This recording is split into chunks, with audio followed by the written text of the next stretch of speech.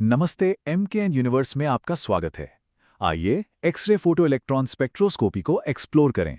सोचिए, अगर आपके पास एक ऐसी जादुई खिड़की हो जिससे आप किसी भी चीज के बिल्कुल अंदर, उसकी सतह के पार झांक सकें और उसके अदृश्य रासायनिक फिंगरप्रिंट्स को साफ साफ पढ़ सकें, तो कैसा रहेगा?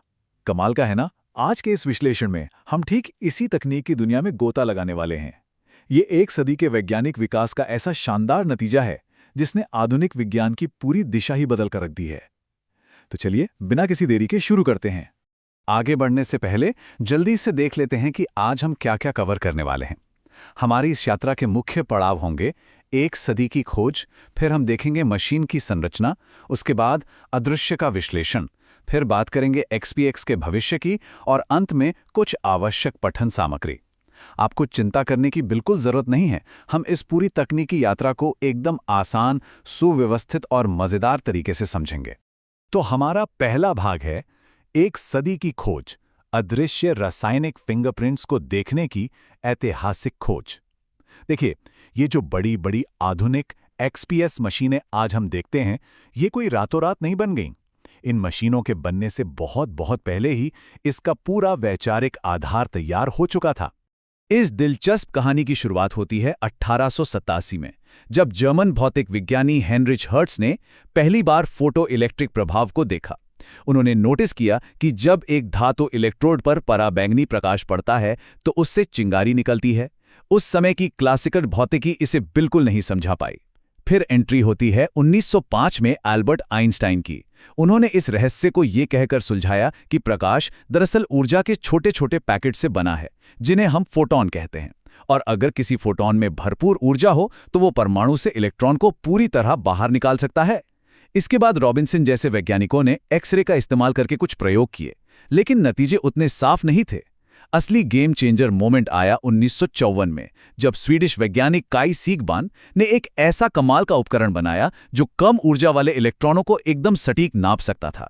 उन्होंने बीटा रे स्पेक्ट्रोमीटर का इस्तेमाल करके सोडियम क्लोराइड क्रिस्टल का पहला हाई रेजोल्यूशन स्पेक्ट्रम रिकॉर्ड किया, और इसी ऐतिहासिक काम के लिए उन्हें 1981 में नोबेल पुरस्कार से नवाजा गया। अब यहाँ जो सबसे ज्यादा दिलचस्प बात है वो ये है कि सीगबान ने सिर्फ इलेक्ट्रॉनों को बाहर निकलते हुए नहीं देखा। उन्होंने ग्राफ पर कुछ बहुत ही स्पष्ट और शार्प पीक्स यानी शिखर देखे। यहीं से केमिकल शिफ्ट की खोज हुई। आसान भाषा में समझें तो किसी इलेक्ट्रॉन को उसके परमाणु से बाहर निकालने के लिए जो ऊर्जा चाहिए, वो इस बात पर निर्भर करती है कि वो परमाणु किस तरह के रासायनिक माहौल में हैं। जरा सोचिए, सिर्फ ऊर्जा के इस हल्के से बदलाव को नापकर सीगबान आसानी से बता सकते थे कि कोई धातु एकदम शुद्ध है या फिर वो ऑक्सीकृत है। यह इतनी बड़ी खोज थी कि उन्होंने इस तकनीक का नाम ही ESCA रख दिया, यानी electron spectroscopy for chemical analysis. यह किसी भी मटेरियल की पहचान करने का एक अचूक तरीका बन गया। चलिए, अब आते हैं भाग 2 पर, मशीन की संरचना। अल्ट्रा हाई वैक्यूम के भीतर एक्सपीएस कैसे काम करता है। इतिहास से निकलकर अब हम आज की इन शानदार मशीनों के अंदर झांकते हैं। ये तकनीक पूरी तरह से फोटो इलेक्ट्रिक प्रभाव के सिद्धांतों पर काम करती है, लेकिन इसे काम करने के लिए एक बहुत ही चरम माहौल की जरूरत होती है। एक विशाल स्टील चैम्बर की कल्पना कीजिए जिसके अंदर का दबाव 10⁻⁸ पास्कल तक गिरा दिया गया हो। यह एक अल्ट्रा हाई वैक्यूम है। ऐसा इसलिए किया जाता है ताकि जो इलेक्ट्रॉन सतह से बाहर निकलें वे रास्ते में हवा के गैस अणुओं से टकराकर अपनी ऊर्जा ना खो दे। अब देखते हैं कि मशीन काम कैसे करती है। यह एक बेहद जीवंत और सटीक प्रक्रिया है। सबसे पहले आता है इरेडिएशन, जहां सैंपल पर मोनोक्रोमैटिक एक्सरे की बौछार की जाती है। दूसरा कदम है एमिशन। एक्सरे सामग्री के अंदर घुसकर परमाणु के कोर इलेक्ट्रॉन्स को बाहर निकालते हैं। यहां एक बहुत ही महत्वपूर्ण बात ध्यान देने वाली है। एक्सरे भले ही अंदर गहराई तक चले जाएं, लेकिन केवल 1 से 10 नैनोमीटर की गहराई वाले इलेक्ट्रॉन ही सतह से बाहर आ पाते हैं। यह अविश्वसनीय रूप से उथली एस्केप डेप्थ ही इस तकनीक को पूरी तरह से सतह सेंसिटिव बनाती है। इसके बाद डिटेक्शन के चरण में एक विशेष हेमिस्फेरिकल एनालाइजर इन सारे इलेक्ट्रॉनों को इकट्ठा करता है और अंत में उनकी बाइंडिंग एनर्जी की गणना की जाती है। तो कुल मिलाकर ये पूरी मशीन और इतनी बड़ी तकनीक सिर्फ इस एक छोटे से समीकरण पर टिकी है। बाइंडिंग एनर्जी बराबर है X-ray photon energy minus kinetic energy minus machine का वर्क फंक्शन। चलिए इसे बिल्कुल सिंपल बनाते हैं। हमें पता है कि हमने कितनी ऊर्जा वाले एक्सरे भेजे। मशीन नापती है कि जो इलेक्ट्रॉन बाहर निकल कर आया उसमें कितनी काइनेटिक यानी गतिज ऊर्जा बची है, और मशीन का अपना एक स्थिर वर्क फंक्शन होता है। तो बस कुल ऊर्जा में से बची हुई गतिज ऊर्जा और वर्क फंक्शन को घटा दीजिए और हमें हमारी बाइंडिंग एनर्जी मिल जाती है। यही बाइंडिंग एनर्जी उस इलेक्ट्रॉन का एकदम सटीक रासायनिक फिंगरप्रिंट है, जो बताता है कि वो किस तत्व से आया है। भाग 3 अदृश्य का विश्लेषण, लक्षित सामग्री और लक्षण वर्णन तकनीकें।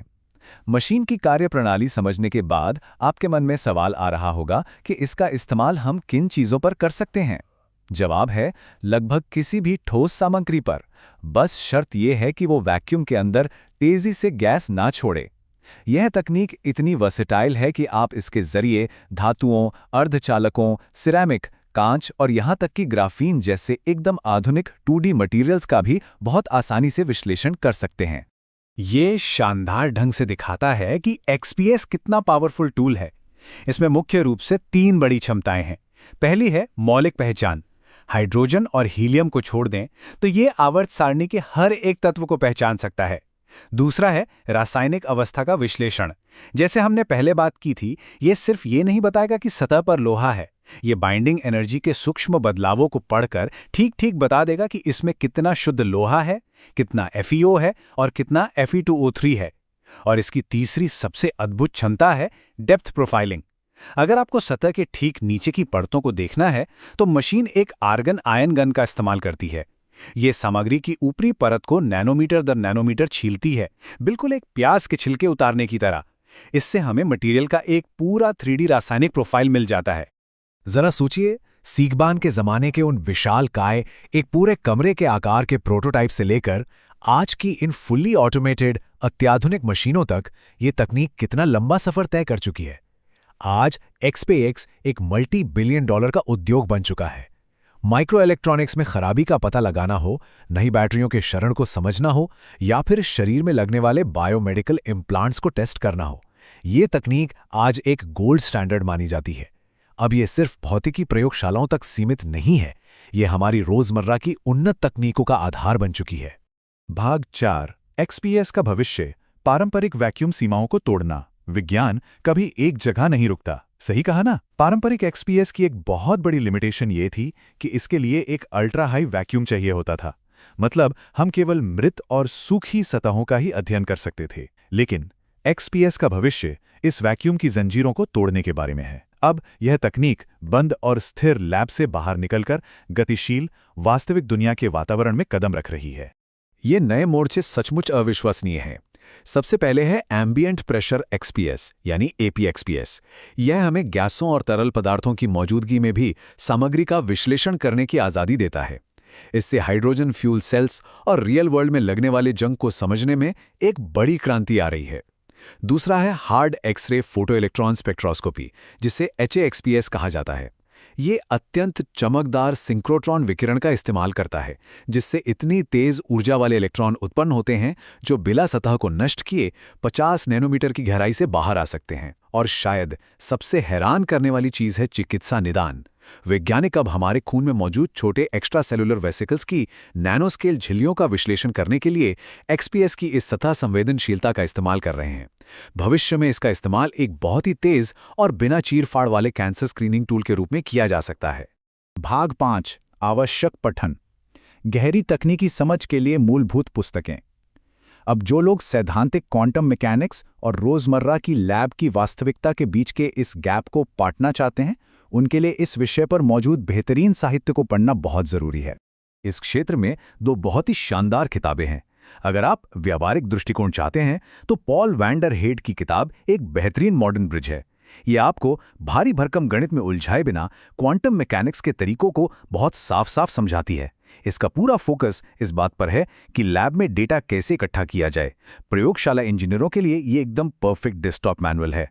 दूसरी तरफ है टेरी एल बर्ग की किताब। ये एक बहुत ही सम्मानित और क्लासिक टेक्स्ट है जो पूरी तरह से डीप थ्योरी और क्वांटम तर्कों पर बात करता है। ये उन सीरियस रिसर्चर्स के लिए है जो ये समझना चाहते हैं कि आखिर स्क्रीन पर इलेक्ट्रॉन ऐसा व्यवहार क्यों कर रहे हैं।